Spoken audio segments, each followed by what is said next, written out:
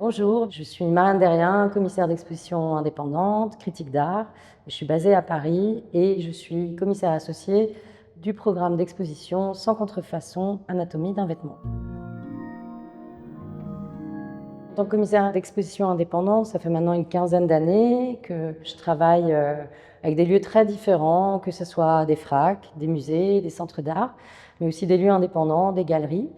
Depuis maintenant 6 ans, je suis en résidence dans un Artist Run Space, un lieu collectif, atelier partagé, qui se trouve à Bobigny, qui s'appelle Le Wonder, dans lequel je suis au pôle recherche en tant que commissaire d'exposition.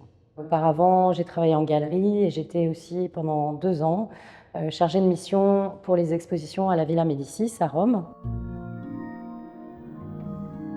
Je suis amenée à travailler des grandes thématiques ou des fils rouges qui vont être ceux d'une histoire de l'art du XXe siècle, de sa modernité, à travers des problématiques, des enjeux qui sont autant l'abstraction, la narration, que la civilisation automobile et du pétrole. Et pour notre programme d'exposition, à partir, autour ou tout contre le vêtement, ce qui nous a permis aussi de revenir sur l'histoire passée du bâtiment, qui a été un grand magasin de tissus, et pas mal de personnes vivant à Limoges ont encore le souvenir de ce bâtiment et de son activité commerciale.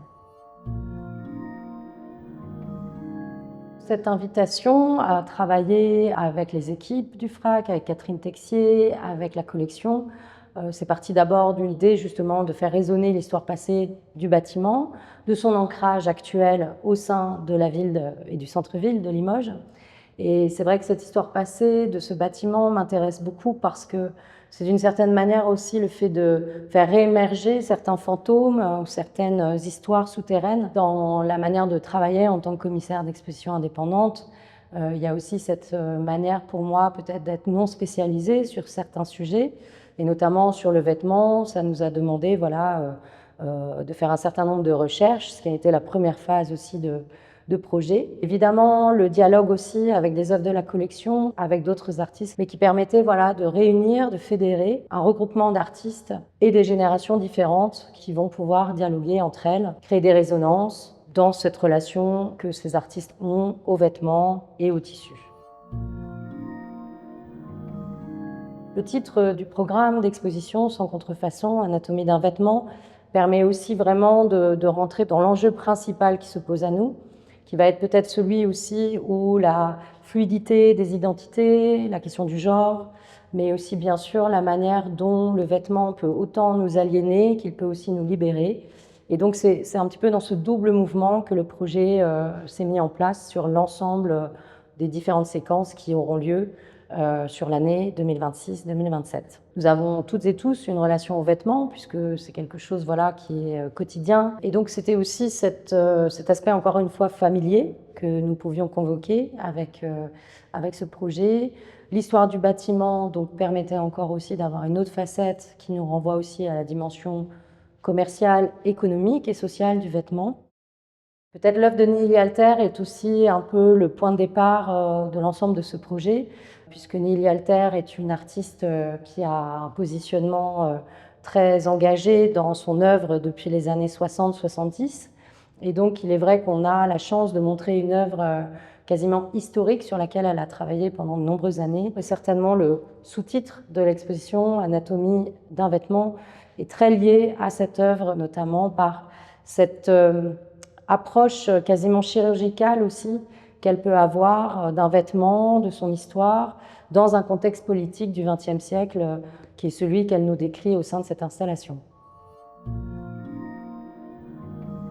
C'est vrai que c'est un programme d'exposition qui est rythmé par ces séquences.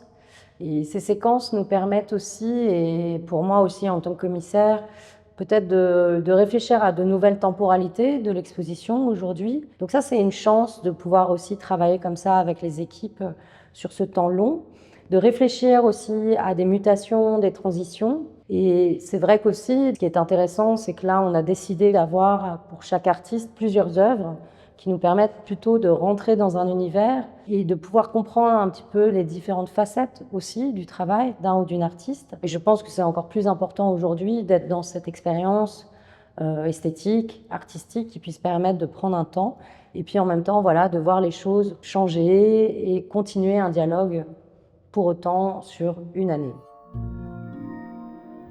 Cette programmation vidéo, je souhaitais qu'elle soit un peu plus dédiée à des artistes qui vont être plutôt dans le champ de la performance, de la musique, de la danse ou du cinéma. Parce qu'évidemment, c'est vrai que cette question du vêtement aussi, elle est traversée par ces différents champs, disciplines. Et donc ce sont voilà, des œuvres et des artistes qui ont aussi un fort engagement dans souvent une manière de repenser le médium même. Donc cette programmation vidéo aura lieu tous les samedis dans les sous-sols du bâtiment.